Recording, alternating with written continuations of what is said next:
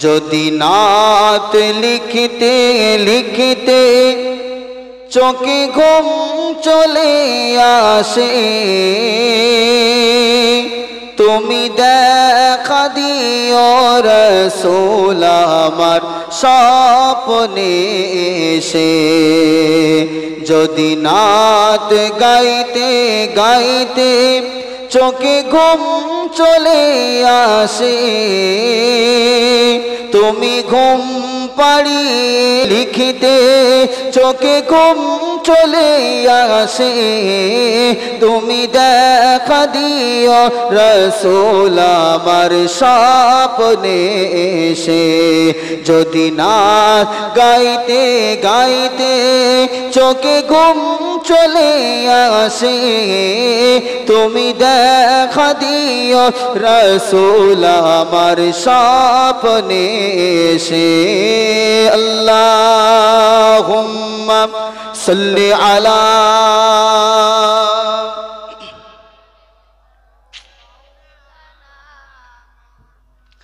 ওয়ালা আলি সাইয়্যিদিনা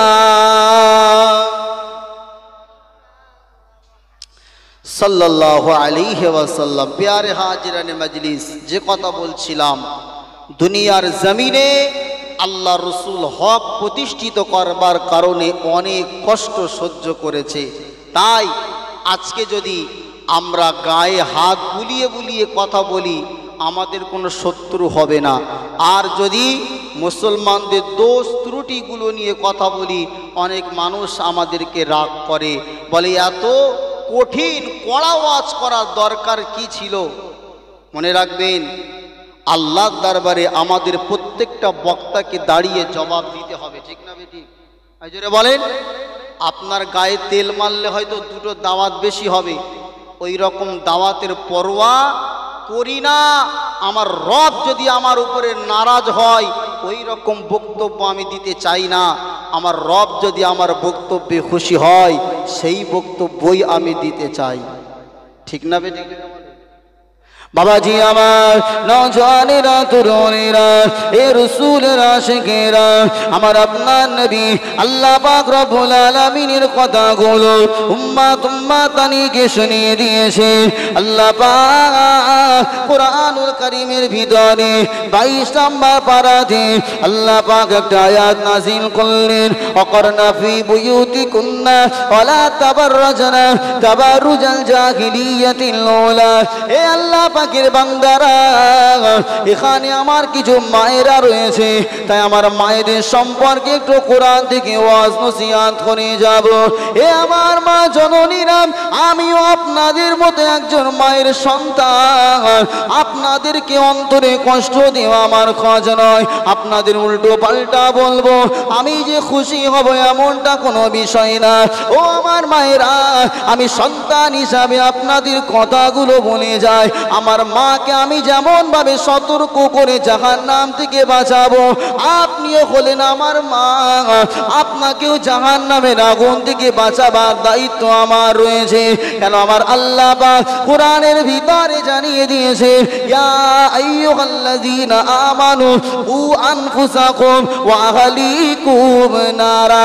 হে আমার ঈমানদার বিশ্বাসী বান্দা বান্দীরা, আমি আল্লাহ পাক তোমাদিগকে জানিয়ে দিলাম, নিজেরা জাহান্নামের আগুন থেকে বাঁচো এবং অপরকে, তোমার আহলে পরিবারকে জাহান্নামের আগুন থেকে বাঁচাও। এ আমার মায়েরা, আমার কথাগুলো আপনারা যেন কষ্ট পাবেন না। আমার আল্লাহ পাক কোরআনের ভিতরে জানিয়েছে, ওয়াকারনা ফি বুয়ুতিকুন্না ওয়ালা তাবাররাজনা তাবাররুজাল জাহিলিয়াতিল উলা। হে আমার বান্দিরা, তোমরা আইয়ামে জাহিলিয়াতে যুগের মহিলাদের মতো রূপ সৌন্দর্যটাকে বহির্প্রকাশ করিয়ে যেন বাইরে ঘাটে ঘোরাফেরা করবে না। আল্লাহ পাক প্রত্যেকটা নারী যে রূপটা দিয়েছে, ওই রূপটা শুধুমাত্র তার স্বামীর সম্মুখে উন্মুক্ত করা যায় যাচ্ছে। ও মা জননী আমার, আল্লাহ পাক আপনার যে রূপটা দিয়েছে, আল্লাহ পাক আপনাকে ইজ্জতটা দিয়েছে, নিজের ইজ্জত নিজের সম্মানটা নিজের হাতে নষ্ট করবেন না। কিন্তু সমাজে মহিলাদেরকে, আমার মায়েদেরকে দেখা যায়, যখন বাড়িতে থাকে ছেঁড়া ফাটা কাপড় আর নোংরা কাপড় পরে। আর যদি বিয়ে বাড়ি যাওয়ার নাম হয় নতুন নতুন শাড়ি আর সাজগোজের বাহার বেড়ে যায়। ঠিক না বেটি? জোরে বলেন। এ নওজওয়ানেরা, বিয়ে বাড়িতে অনুষ্ঠান বাড়িতে সেজে গুজে যাবে, এটা তবুও মেনে নেওয়া যায়। কিন্তু আজকে কিছু মহিলাদেরকে দেখবেন মৃত্যু বাড়িতে যাচ্ছে, তারপরেও ঠোঁটে লিপস্টিক দেওয়া বন্ধ করে না, সেনা নাই? জোরে বলেন। কেন? কিসের জন্যে?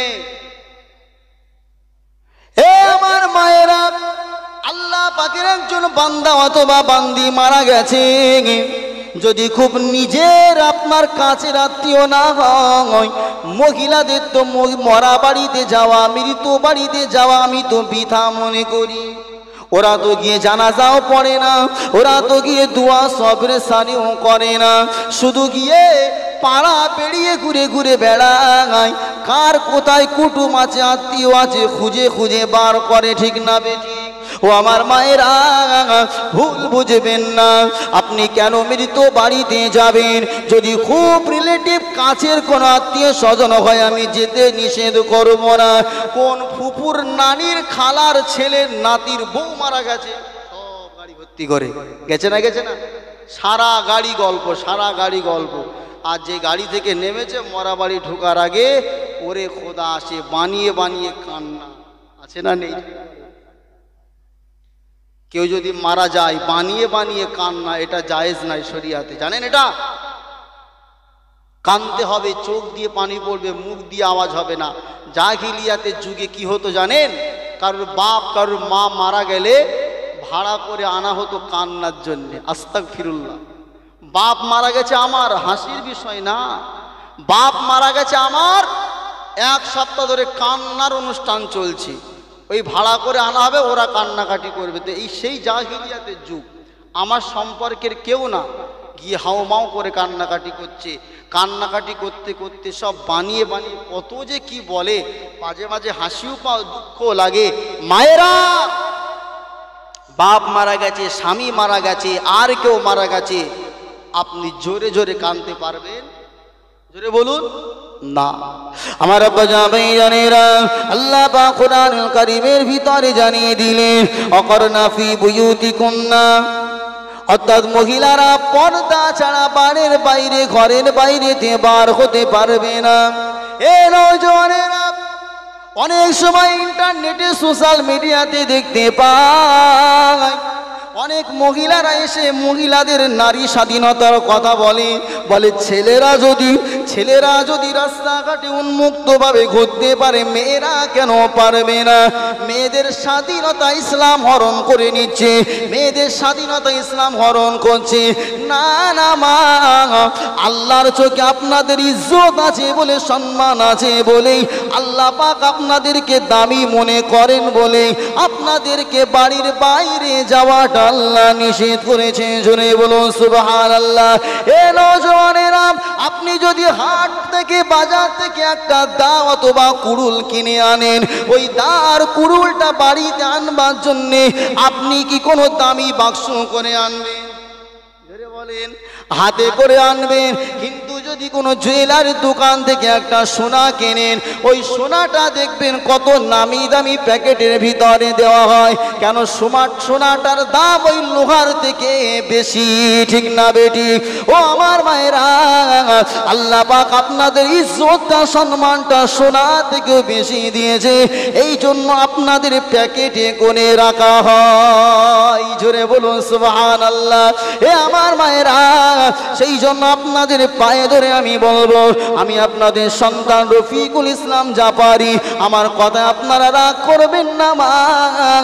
আপনি যদি আপনার স্বামীর খিদমত করেন, নামাজ পড়ে, রোজা করেন, পর্দা করেন, নিজের লজ্জা স্থান হিফাজত করেন, আল্লাহ নবী বলেছেন ওই মহিলাটা জান্নাতি। জোরে বলুন সুবহানাল্লাহ। বেশি কিছু করা লাগবে যাবে না। আপনি নামাজ পড়বেন, রোজা করবেন, আর নিজের ইজ্জত আবরুকে হিফাজত করবেন, স্বামীর কথা মান্যতা দেবেন, আল্লাহর দয়ার জান্নাত আপনি পেয়ে যাবেন। কিন্তু একটা পুরুষের কতটা কঠিন দেখেন, ইনকাম করতে হবে পুরুষের। পুরুষ যদি হারাম ইনকাম করে তার দার ভাই পুরুষকে নিতে হবে, কষ্ট করে সারাদিন কাজকর্ম করে আঘাতটা তুলে দিতে হবে। ও মা, আর আপনি ঘরেতে থেকে স্বামীর কথা মানবেন, নামাজ পড়বেন, রোজা করবেন, নিজের ইজ্জতটাকে হিফাজত করার সাথে সাথে আল্লাহর দয়া আর জান্নাত পেয়ে যাবে। জোরে বলুন সুবহান। পর্দা এটা আমার মায়েদের করতে হবে না, হবে না? জোরে বলুন। এ আমার ভাইয়েরা, আল্লাহ পাক কুরআনুল কারীমের ভিতরে পর্দা শুধু মহিলাদেরকে বলে নাই, পর্দা করা পুরুষের জন্যও ফরজ। জানেন আল্লাহ পাক আল কোরআন সূরাতুন নূরের ভিতরে আল্লাহ পাক জানিয়ে দিলেন, কুল্লিল মুমিনিনা ইয়াগুদ্দু মিন আবসারিহিম ওয়া ইয়াহফাযু ফুরুজাহুম ওয়া কুল্লিল মুমিনাতি ইয়াগুদ্দুনা মিন আবসারিহিন্না ওয়া ইয়াহফাযুনা ফুরুজাহুন্না। আল্লাহ পাক বললেন, হাবিব মুমিন বান্দাদেরকে বলেন দৃষ্টি যেন অবনত রাখে। জোরে বলুন সুবহানাল্লাহ। অর্থাৎ রাস্তা দিয়ে যখন আপনি হেঁটে হেঁটে যাবেন, কোনো মহিলার দিকে আপনি তাকাতে পারবেন না। কার কথা? একটু জোরে বলেন, কার কথা? আল্লাহর কথা। আল্লাহ পাক পুরুষদেরকে বললেন দৃষ্টি অবনত রাখো, অকুল্লিল মুমিনাতি। আবার নারীদেরকে আল্লাহ বললেন তোমরাও তোমাদের দৃষ্টিকে অবনত রাখো। এ নওজওয়ানেরা, তরুণেরা, কিন্তু আমরা রাস্তা দিয়ে যাওয়ার সময় পুরুষরাও কিন্তু আমাদের চোখটাকে হেফাজত করি না। জোরে বলুন। আল্লাহর নবী হযরতে মূসা আলাইহিস সালাতু ওয়াস সালামের একটা কথা আপনাকে শোনাই। পর্দা কাকে বলে? পর্দা কাকে বলে? দৃষ্টি হিফাজত কাকে বলে? শুনলে আপনার শিক্ষা আছে বাবা। তাফসীরের ভিতরে এক সপ্তাহ আগে পড়ছিলাম সূরাতুল কসসের তাফসীর, অর্থাৎ হযরতে মূসা আলাইহিস সালাতু ওয়াস সালামের জীবন চরিত্র আল্লাহ পাক সূরাতুল কসসের ভিতরে সম্পূর্ণ বয়ান করেছেন। আর অন্য সূরাতে আছে, কিন্তু পাই টু পাই আল্লাহ নবী মূসার কথা বললেন। আল্লাহ নবী হযরতে মূসা আলাইহিস সালাতু ওয়াস সালাম কুরআনের ভিতরে আল্লাহ বললেন, আদখালাল মাদিনাতা আলা হিনি গাফলাতিন মিন আহলিহা। আল্লাহ পাক রব্বুল আলামিন কুরআনের ভিতরে বললেন, আল্লাহ নবী মূসা যখন শহরের ভিতরে প্রবেশ করলেন, একটা কিপ্তি আর বনি ইসরাঈলের ভিতরে ঝগড়া হচ্ছিল। আল্লাহ নবী মূসা আলাইহিস সালাতু ওয়াস সালাম তিনি দেখতে পেলেন কিপ্তিটা বনি ইসরাঈলের উপরে জুলুম করছে। আল্লাহ নবী মূসা একটা চড় মারলেন অথবা ঘুষি মারলেন, মারার সঙ্গে সঙ্গে লোকটা মারা গেল। এ নওজওয়ানেরা, হযরতে নবী মূসা ভয় পেয়ে গেলেন। আল্লাহ পাক বললেন, নবী মূসা, এ আমার নবী মূসা, তোমার ওখানে আর থাকার দরকার নাই, তুমি ওই দেশ থেকে অন্য দেশে চলে যাও। আল্লাহ নবী হযরতে মূসা আল্লাহর কথাটা মান্যতা দেওয়ার জন্য আল্লাহ নবী হযরতে মূসা অন্য শহরে পাড়ি দিলেন। যাওয়ার পরে আল্লাহ নবী আবার যখন অন্য দেশে চলে গেলেন, যাওয়ার পরে দেখতে পেলেন দুইজন মহিলা কূপের ধারে পানি নেওয়ার জন্য দাঁড়িয়ে আছে, কিন্তু সেখানকার কিছু রাখাল ওই মহিলা দুটোকে পানি নিতে দেয় না। আল্লাহ নবী মূসা তিনি নিজে গেলেন, পানি কূপ থেকে তুলে দিলেন, দেওয়ার পরে মহিলা দুটোকে জিজ্ঞাসা করলেন, ও আল্লাহ পাকের বান্দিরা, তোমরা কেন পানি নেওয়ার জন্য এতক্ষণ অপেক্ষা করছিলে? বললেন, ও আল্লাহর বান্দা, এখানে যে রাখালটা আছে এরা শক্তিশালী, এরা পানি না নেওয়া পর্যন্ত আমাদেরকে পানি নিতে দেওয়া হয় না। ভালো করে শোনেন, ঘটনা বলার উদ্দেশ্য নয়। মূসা নবী যখন এই কাজটা করলেন, পানি তুলে দিলেন, ওই মহিলা দুটো খুব খুশি হলেন। জোরে বলুন সুবহানাল্লাহ। ওনারা সাধারণ ঘরের মেয়ে নয়, তাফসিরে লেখা আছে ওনারা হচ্ছে হজরতে শুআইব আলাইহিস সালাতু ওয়াস সালামের কন্যা মেয়ে, অর্থাৎ যিনি পরে মূসা নবীর শ্বশুর হবেন। ওই দুটো মেয়ের ভিতরে একটা মেয়ের সঙ্গে মূসা নবী বিবাহ করেছিলেন, তখন বিয়ে হয়নি। মূসা নবীর কথাটা যখন শুআইব নবীর কানে গেল, তখন শুআইব আলাইহিস সালাম বললেন, যাও ওই লোকটাকে আমাদের বাড়িতে ডেকে আনো। কিতাবের ভিতরে লেখা আছে আল্লাহ পাকের নবী হযরতে মূসা আলাইহিস সালাতু ওয়াস সালামের কন্যা মূসা নবীর কাছে এসে মাথা নিচু করে বললেন, আমার আব্বা তোমার কাজে খুশি হয়ে আমাদের বাড়িতে দাওয়াত দিয়েছে। হযরতে মূসা বললেন, আমি তো তোমাদের বাড়ি চিনি না, কিভাবে তোমাদের বাড়িতে যাব? এ নওজওয়ানেরা, আল্লাহ নবী হযরতে শুআইব আলাইহিস সালাতু ওয়াস সালামের দুইজন কন্যা বললেন, চিন্তা নাই, চিন্তা নাই, আমরা রাস্তা দিয়ে হেঁটে হেঁটে যাব, আপনি আমাদের পথ অনুসরণ করুন। কিছু দূর যাবার পরে হযরতে মূসা আলাইহিস সালাতু ওয়াস সালাম বললেন, ও আল্লাহ পাকের বান্দিরা, আমি মূসা পিছনে থাকতে চাই না, আমাকে সামনে দিয়ে দেন। ডান দিকে যাওয়ার প্রয়োজন হলে ডান দিকে একটা পাথর ছুঁড়ে মারবেন, বাম দিকে যাওয়ার প্রয়োজন হলে একটা বাম দিকে পাথর ছুঁড়ে মেরে দেবেন। আমি মূসা বুঝে নেব কোন দিকে যেতে হবে, কেননা তোমরা দুইজন মহিলা, আমি মূসা পিছনে থাকবো, তোমরা সামনে থাকবে, আমার দৃষ্টি তোমাদের উপরে পড়ে যেতে পারে। জোরে বলবেন না সুবহানাল্লাহ? তাহলে মূসা নবী দেখেন দৃষ্টি হেফাজত, মুমিন বান্দা সামনে গেলে অবশ্যই দৃষ্টি পড়তে পারে, পিছন থেকে আমাকে গাইড করো, সামনে ডাইনে বামে কোন দিকে যেতে হবে, পাথর ছুঁড়ে মারবে, আমি মূসা বুঝে নেব। জোরে বলবেন না সুবহানাল্লাহ? আর আমাদের ঘরের মায়েরা যখন মহিলা সমিতির জন্য আসে, চেয়ার চেয়ারে বসে থাকে, সামনে এমনভাবে বসে থাকে যেন সব পীর মুরিদি চলছে। আস্তাগফিরুল্লাহ। জোরে বলবেন না আস্তাগফিরুল্লাহ? আপনার কি একবার রাগ হয় না? আপনি যাকে মোহরানা দিয়ে কিনে নিয়েছেন, সেই মহিলাটা একটা পর পুরুষের সামনে যাচ্ছে, আপনার কি একটু রাগ হয় না? নাকি আপনি ওই রকম সেই বাংলাদেশের বক্তার মতো বলে, এত সুন্দর বউ আমি কি একা দেখবো, পাড়ার লোকের কি হক নাই? হক আদায় করে বেড়াচ্ছেন না? আপনার তো একটু কলিজায় রাগ হওয়ার দরকার ছিল, আমার বউকে আমি কেন পর পুরুষের সামনে যেতে দেব? তার মানে আপনিও সেই রকম পুরুষ, আপনার স্ত্রী গেলে আপনার কোনো ব্যাপার নেই, যাবি যা, ঠিক না বেটি? আপনি টাইট দিলে আপনার বিবির ক্ষমতা ছিল পর পুরুষের সামনে যাওয়া? জোরে বলেন। আমার আব্বাজান ভাইজানেরা, নওজওয়ানেরা, তরুণেরা, যুবকেরা, এ রাসূলের আশিকেরা, আমি আপনাকে বুঝাতে চাইছিলাম, পর্দা করাটা আল্লাহ পাকের হুকুম, পর্দা করাটা আল্লাহ পাকের বিধান। এটা যদি মুসলমান করে, নারী এবং পুরুষ করে, এটার ভিতরে মানব জাতির কল্যাণ রয়েছে। এ নওজওয়ানেরা, আমার ঘরের কোনো মুসলিম বোন যদি পর্দা করে স্কুল কলেজ ইউনিভার্সিটিতে যায়, কোনো মায়ের লালের ক্ষমতা হবে না বোরকা পরা ওই মহিলাটাকে দেখে একটা বাজে কথা বলে, ঠিক না বেটি? কিন্তু আপনি যদি ওই থ্রি শার্ট পরে টাইট ফিট গেঞ্জি পরে রাস্তাতে যান, যুবক ছেলেরা তো আপনাকে দেখে টিটকারি দেবেই। জোরে বলেন। জোরে বলছেন না কেন? জামা পরেছে পিছনটা পুরো ফুটবল খেলার মাঠ। আস্তাগফিরুল্লাহ। শয়তান তো যুবক আর যুবতীর কাছে থাকে।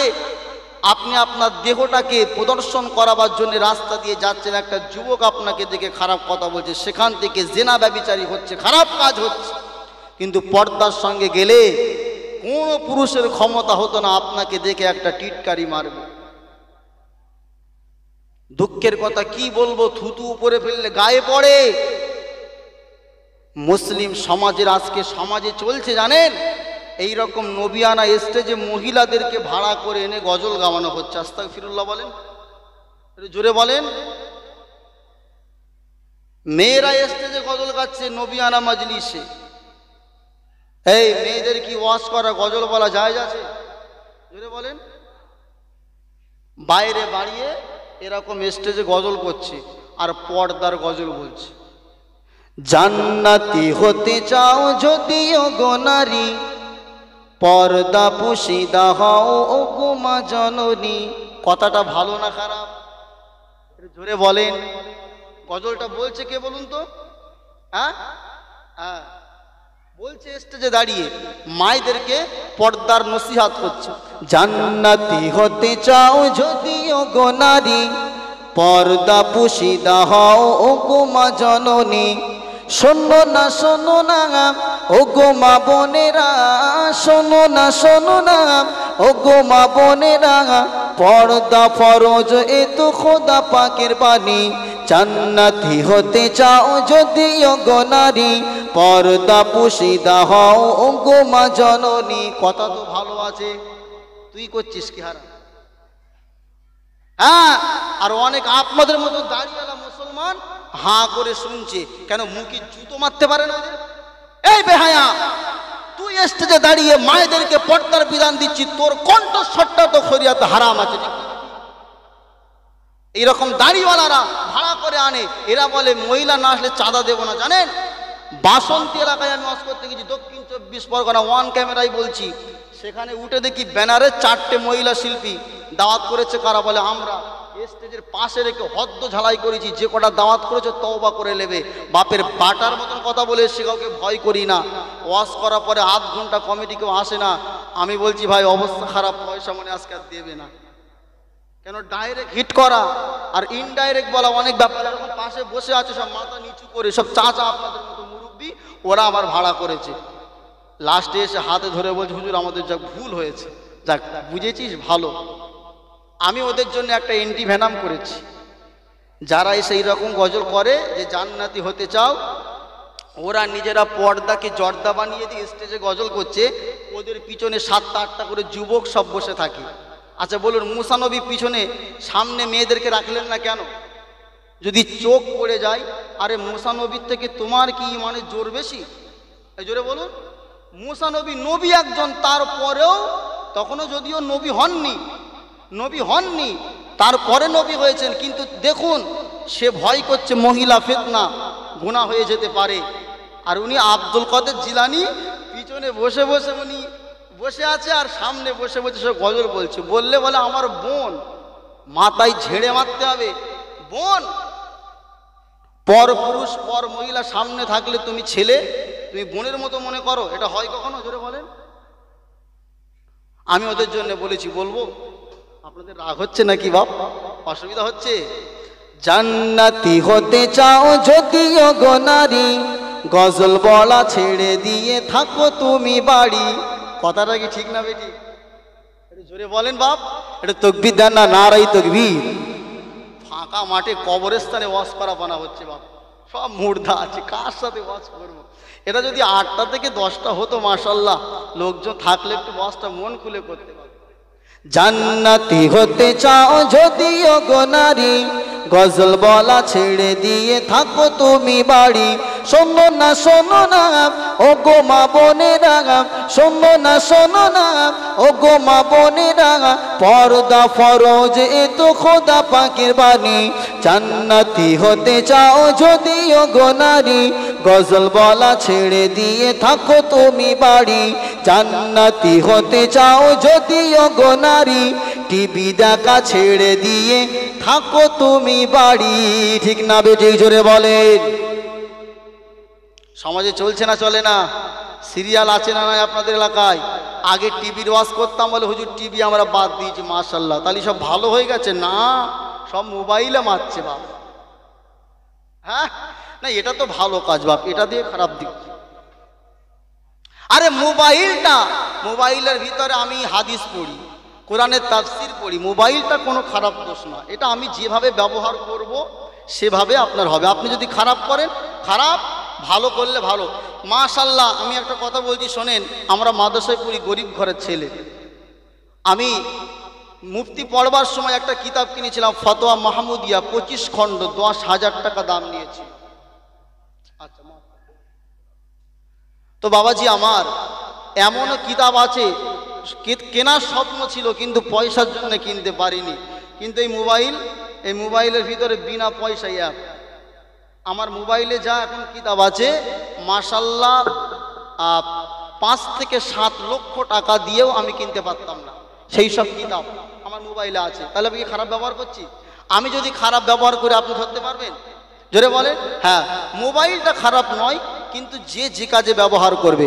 আব্বাজান ভাইজানেরা, নওজওয়ানেরা, তরুণেরা, এ রাসূলের আশিকেরা, আমি আমার মায়েদের পর্দার ওয়াজ করতে করতে কানে চলে এসেছিলাম। ও মা জননী, আম্মা জান, আপনি আমার মায়ের মতো, আপনারা আমার বোনের মতো। আপনাদেরকে আমি পায়ে ধরে বলবো, রাস্তায় যখন চলবেন আল্লাহ পাক রব্বুল আলামিনের বিধানটা আপনি মান্যতা দেবেন। আপনার শরীরের চুলটা পর্যন্ত যেন রাস্তার কোনো পরপুরুষ দেখতে না পায়। আপনি যদি এভাবে দুনিয়া থেকে জীবন যাপন করতে পারেন, আল্লাহর দয়ার জান্নাতে পৌঁছে যাবে। ও মা জননী, আম্মা জান, আপনাদের আল্লাহ টাকা দিয়েছে, পয়সা দিয়েছে, খাবারের কোনো অসুবিধা নাই, তাহলে কেন আপনি বেপরদার সহিত ঘুরবেন? মা ফাতেমা তো যারা খাতুনে জান্নাত, হযরতে ফাতেমা আল্লাহ রাসূলের কলিজা টুকরি, তার এক আদারে খাওয়া হতো না।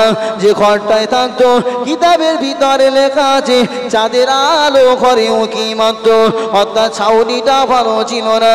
হযরতে আলী রাদিয়াল্লাহু তাআলা আনহু দিনের শেষে যে ইনকামটুকু করে আনতেন, ওই দুজনা মিলে সুখে সংসার করতেন। কোনোদিন টাকা পয়সা খাবারের জন্য স্বামীর সঙ্গে ঝামেলা হতো না। কিন্তু আমাদের সমাজে এমনও মা রয়েছে, এমনও মহিলা রয়েছে, স্বামী যদি একদিন অল্প পয়সা ইনকাম করে আনে, স্বামীর সঙ্গে ঝামেলা করে, আছে না নাই? ও মা জননী, আপনি যদি ভালো হয়ে যান, আপনার স্বামী কষ্ট করে যেটা ইনকাম করবেন সেটাই যদি আপনি সন্তুষ্ট হয়ে যান, আপনার সংসারটা জান্নাত হয়ে যাবে। কিন্তু আপনি যদি অন্যের দিকে তাকান, অমুকের বউ এত গহনা পরে, অমুকের বউ এত দামি দামি পোশাক পরে, তুমি কেন দাও না? সবার ইনকাম কি সমান? আমার মায়েদের ওয়াজগুলো করছি কেন জানেন? মায়েরা যদি ভালো হয় অবশ্যই সংসার পরিবার ভালো হয়ে যাবে, আর মা যদি ভালো হয় ভালো ভালো সন্তান ও উপহার আমাদের সমাজ পাবে। জোরে বলুন সুবহানাল্লাহ।